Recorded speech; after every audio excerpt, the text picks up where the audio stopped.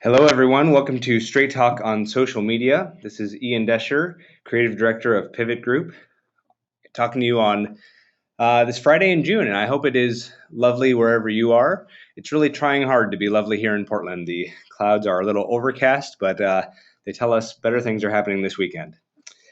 Anyway, as we launch into today's Straight Talk on Social Media, we're going to be talking today about some great recent campaigns. This is a webinar topic that I like to do every now and then just to sort of review what people have been doing and see how it might start giving you some ideas for campaigns of your own that you can do. And so we'll be showing a few of those today. But first, some news items from the last month of social media. First of all, Twitter has announced that they are going to be setting up an ad service so that you can actually, they'll actually be serving up ads based on the TV shows that you are watching and tweeting about. So if you're watching the latest episode of your favorite show and you're on Twitter tweeting about it, as many people tend to do these days with social media as they're watching TV.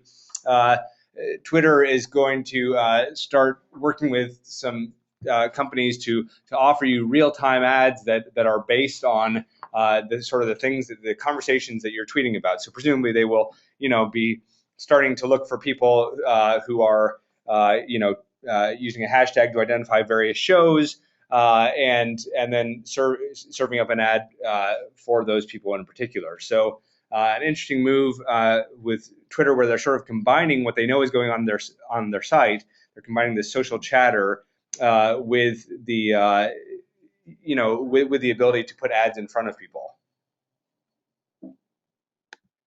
Pinterest has created something called the active pin, and right now it's just something that they are featuring on their own Pinterest page, but it's something that I expect to see more and more of. And what the active pin is instead of it just opening up and showing you the picture that you've pinned from another website, what the active pin will do is it will actually give you some product information on that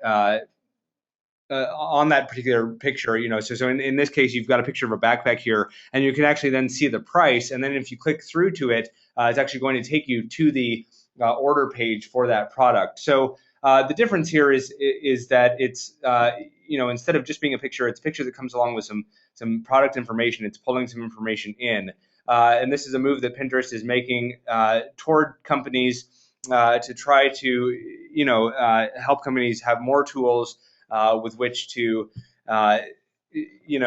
market their products and connect people's viewing habits on Pinterest to actual sales. And so it is one of the things that many people use Pinterest for is sort of as they're thinking about buying something, going and looking at different things. So this active pin is Pinterest is assuming and hoping that it's going to entice more people to actually click through. If they can not only look at a picture of a backpack, but also realize, okay, this is how much it is and everything, then they might click through. Now, that said, I've never bought a backpack for $93, but there's something for everyone out there. Facebook, I pulled this article recently. There's been a court case about whether or not Facebook likes are protected by the First Amendment. What happened, if I can remember correctly, is basically that some employees of a particular, I believe it was a sheriff's department, they ended up clicking the like button on a rival sheriff's Facebook page. Now, you can ask whether or not that was good judgment or not, but they were actually fired because of this, and they brought a lawsuit, and representatives from Facebook are actually spoke as part of the lawsuit, basically trying to argue that if somebody clicks a like button, that is protected speech under the First Amendment, and that you shouldn't be able to fire someone because of that. They sort of think it's similar to putting up a yard sign about a politician that you support. then that's the sort of thing that several years ago was upheld by the courts. So anyway, it'll be interesting to see how this plays out. It's always interesting when Facebook and social media things show up in legislative matters, because we're you can tell that everyone is still figuring out what the rules are around social media and how it's going to be used and protected. So that's the news that I have, and like I said, I'm going to jump into my focus topic that I do, roughly once a quarter or so on great campaigns and campaigns ideas. The way that I'm going to handle it today is a little bit different than I've done before. Instead of saving my takeaways for the end, what I'll do is I'll show you a campaign, describe what it was, and then right after that, share the takeaway for it. So just trying it a different way today. But without further ado, let's jump into the first one. So Dunkin Donuts, who is a company that is often sort of ahead of the game in terms of social media and social media campaigns. Dunkin Donuts did a Vine campaign where they are, where they've created a couple of their own Vine videos, but then they've also asked people to create a video on Vine, and you can win a prize if you do.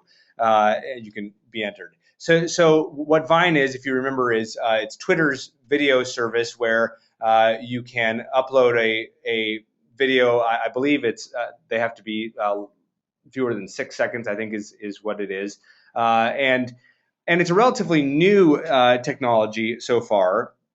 And so that Dunkin Donuts is an early adopter of it in terms of companies using it is one not surprising, because, like I said, Dunkin Donuts tends to be a forerunner when it comes to social media. But it's also a good takeaway, I think, for you. So my takeaway there is, really try to be an early adopter. If you see social media technology that you find interesting or compelling, go ahead and hop on there and try it, and show people that hey, we're sort of ahead of the game, and we're testing out this service before a lot of other people, and it's something that's going to not only get people interested in what you're doing, but also show people that you are sort of technologically savvy, which depending on your company and your industry may be something that you want people to think of you. So that's my takeaway there about the Dunkin Donuts Vine campaign. Brian Atwood, who is a fashion designer, I understand. I'm unfortunately not hip enough or fashion savvy enough to have heard of him before. But anyway, Brian Atwood, the company, created this Instagram campaign. And what they did on this Instagram campaign was they asked people to upload selfies. Now, if you haven't heard that word, selfies, it's one of the many terms created by the internet, and it's just a picture that you take of yourself. So often it's the kind of picture where somebody has put their arm out in front of them, and you can sort of see part of their arm in the picture or something like that. But anyway, the idea was upload your favorite selfie of yourself wearing Brian Atwood shoes, and then you could win a prize and that sort of thing. So they did this partially to promote their Instagram page, of course, and they were promoting these hashtags as well, shoe lover and chic haven. And so that was an interesting thing to do. And the takeaway behind this one, I think, is that it is a good idea to take advantage of existing internet trends. There are great websites that you can find out there. Upworthy is one of them. Mashable is often one where you can find these sorts of things, but where you can sort of keep track of which internet trends are popular right now. What are the memes that are getting passed around? When something like Gangnam Style takes off, those are the places where you're likely to hear about them. Brian Atwood took this idea of selfie photographs, which are very popular, and then combined it with Instagram, which of course is popular picture taking and filtering technology on people's cell phones, and they created a campaign out of that. So I think that was a sort of great and clever combination that they did there to take advantage of that trend. The wearetennis.com site partnered with BNP Paribas Bank to create this tweet and shoot website. And what it let you do is it let you basically you would tweet with a particular hashtag, which I believe was tweet and shoot was the hashtag. And then you got to actually come to this site and log in using Facebook or Twitter, and then shoot a ball at Joe Wilfried Tsonga, and he would hit the ball back at you. But you could sort of play almost like a little video game with him, and so. That was the sort of gist of their campaign. And the takeaway for me here, this is not a campaign that happened directly. I mean, it was not a campaign that happened directly on Twitter or Facebook or Instagram or anywhere else, right? It happened on a separate website at wearetennis.com. But it incorporated through social media because it was asking people to tweet using this hashtag, and then people were logging in using their Facebook or Twitter accounts. So my takeaway there is that campaigns can be social via things like logins and hashtags. It doesn't have to be that you are running a campaign on Facebook or something like that. It can just be that that's where some of the chatter about it is happening, or you're asking people to include the hashtag about it. Many of our telecommunications clients have done very successful bingo campaigns where what they're doing is posting numbers on their website because of Facebook's campaign rules, and then they are having a place where people can sort of yell bingo, figuratively speaking, but basically claim their bingo, and that's happening all through their website. But they're talking about it and getting the chatter going about it on Facebook, on Twitter, on things like that. And those have proven to be very successful. So that's where social media is sort of supporting your campaign, but it's not the main part of it, if that makes sense. Carnival Cruise Lines, they used Spotify. Now, Spotify is not a social media service that I've talked a lot about because it has, it's very different than something like Facebook or Twitter, where companies are engaging by putting out their messages and their images and things like that. Spotify is a music sharing service, but what Carnival did with it, which was really clever, was they created this cruise-themed playlist, and so people could go onto Spotify and listen to this cruise-themed playlist. And as they listen to the playlist, occasionally there would be an ad for a Carnival cruise and things like that. So it was something that they put together in partnership with Spotify, and you can see down below the Spotify logo here, you can see the metrics for it, where they actually, had what for them was a very successful campaign around this. And what they did, and the takeaway that I want to, we can't all partner with Spotify. We can't all be as big as Carnival.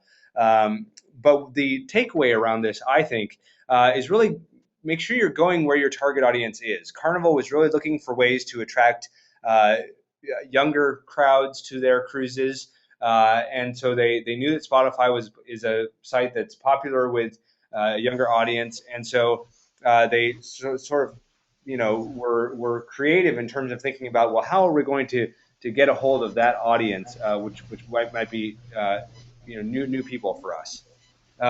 So that's sorry, I'm getting some feedback here. I don't know if you all are hearing it.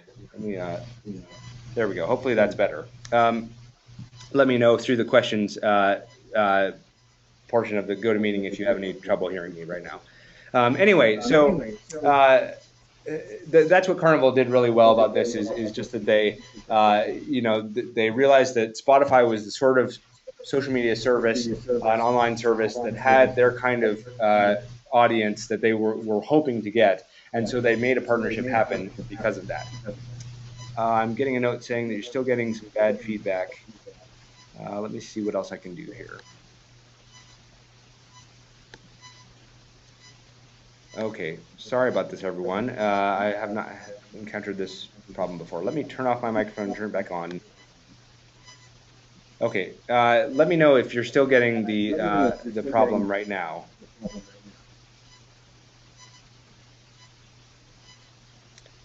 Okay, it's still coming through for some people.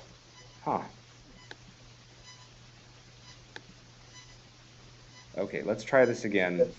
I apologize. We may have to uh, just continue and hope that the feedback goes away. Again, I'm sorry that this is happening here with these technical difficulties. Um, and okay, and Casey just stuck her head in the room and said that it sounds better now. So okay, sorry about that, everyone. And away we continue. So the USA Network did this campaign where basically what they did was they had this new show coming up called Graceland, and they debuted Graceland early to some people who they thought were specific social media influencers. So they were. What they did was they identified these people who they thought were going to be sort of important in terms of getting the word out about their show, and then they gave those people an early preview as a way of sort of rewarding them. It's almost like letting your critics come to your movie early, except these were social media influencers, not professional critics. Similarly, American Airlines has invited did a campaign where they invited anybody with a Klout score over a certain number. I think the number was 60, to come in and have admission into their private lounge, which is normally for like first class customers and that sort of thing.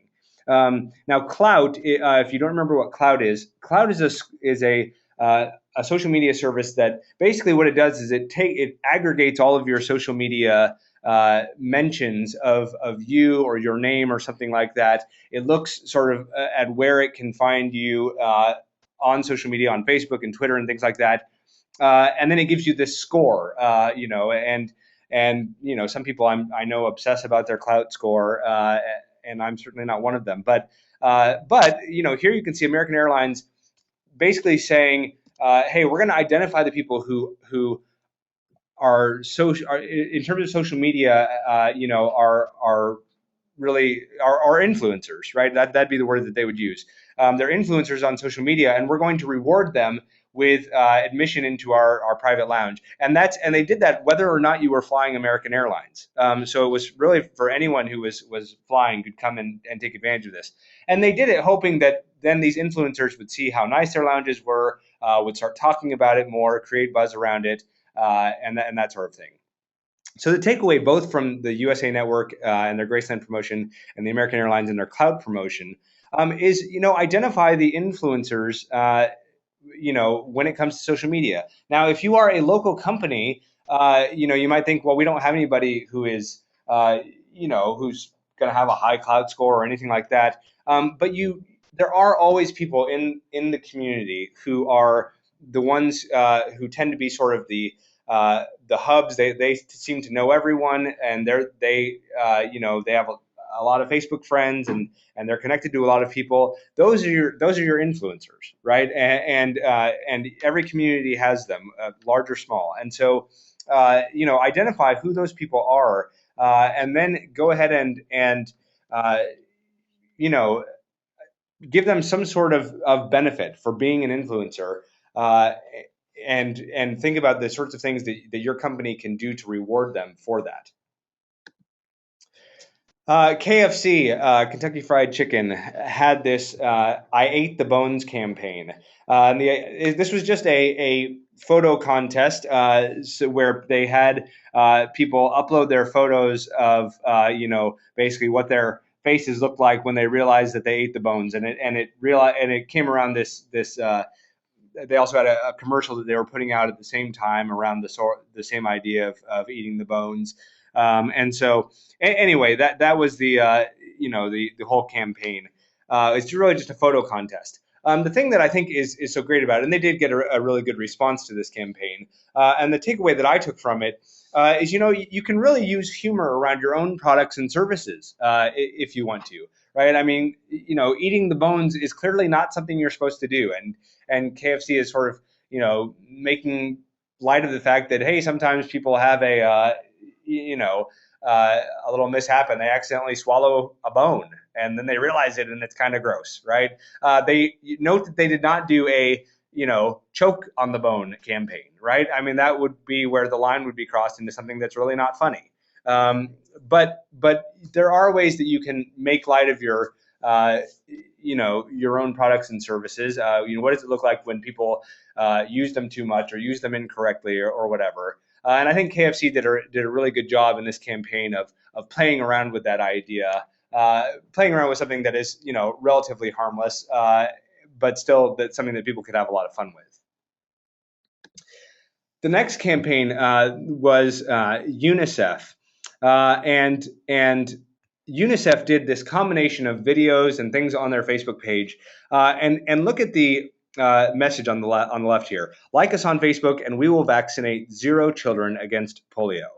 And then it goes on to say, we have nothing against likes, but vaccines cost money. Please buy polio vaccine at unicef.se.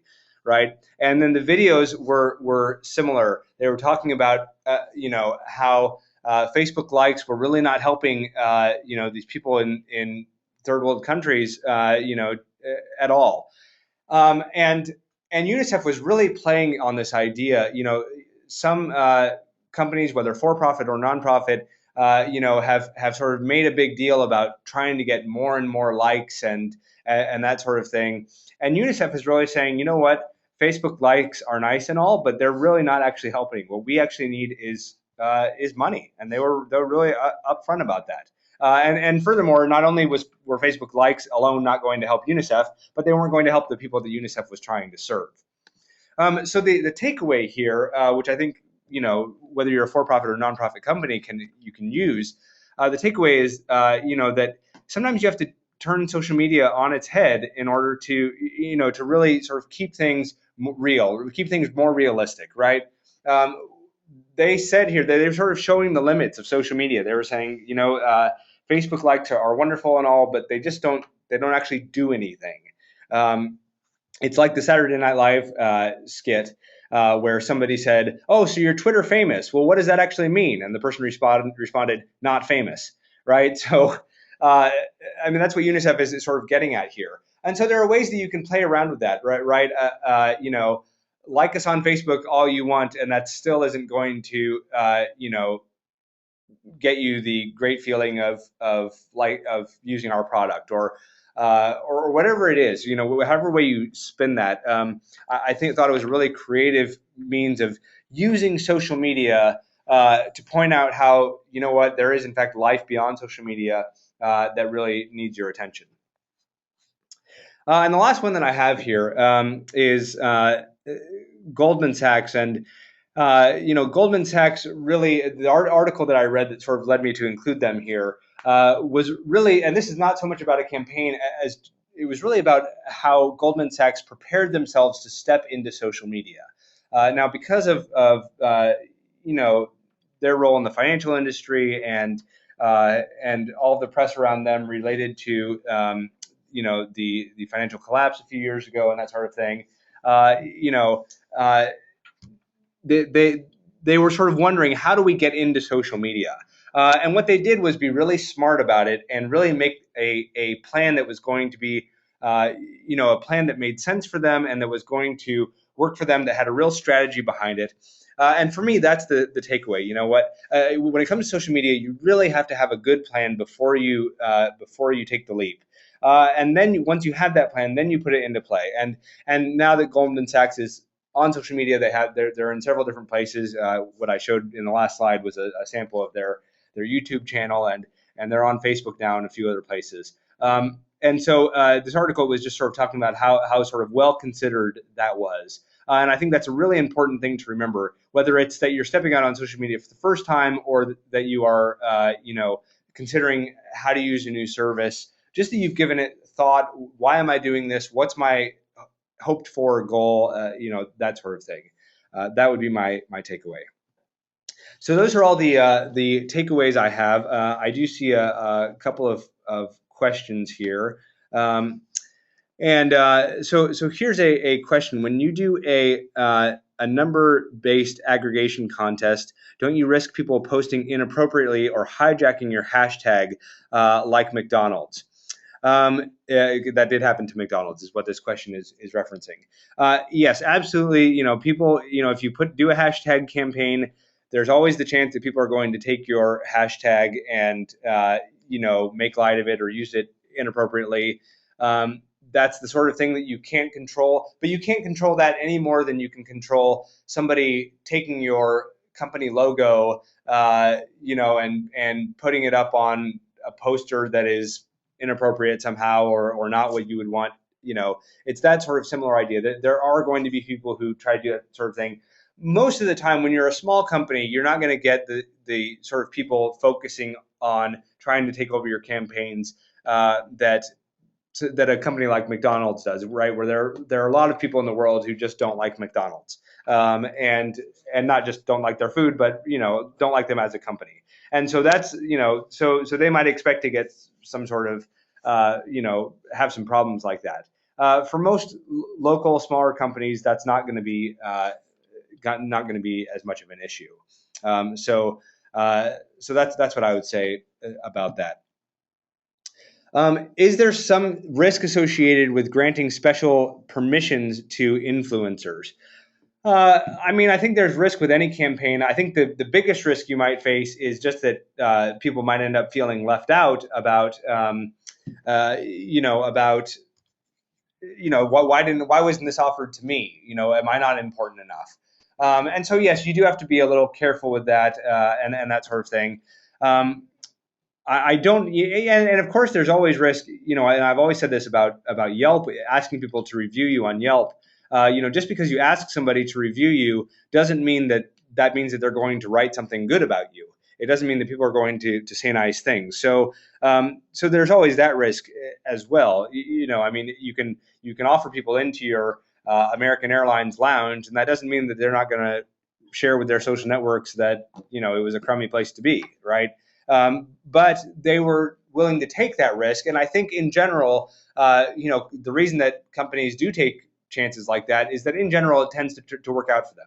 In general, people do write good reviews on Yelp. In general, people, will say nice things if you give them some sort of freebie. Not always, but the majority of the people are going to sort of be on your side. So I think the risk is not huge there. So anyway, that's what I have for today. Thank you all so much for joining me.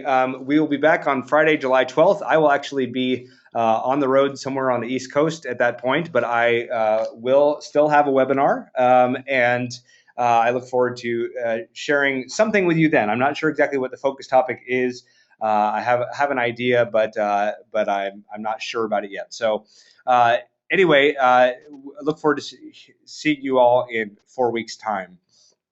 Dave Newstratton's next Straight Talk on Telco Marketing webinar for our telecommunications clients will be coming up Wednesday, June 26th at 11 o'clock Pacific time. Actually, even as I hear myself saying that, I'm realizing he's out of town that week, so it may end up being the first week in July. He'll send out a notice about that to anyone who's registered for that webinar. Anyway, thank you all so much. Have a wonderful weekend. Remember to keep your media social and your talk straight.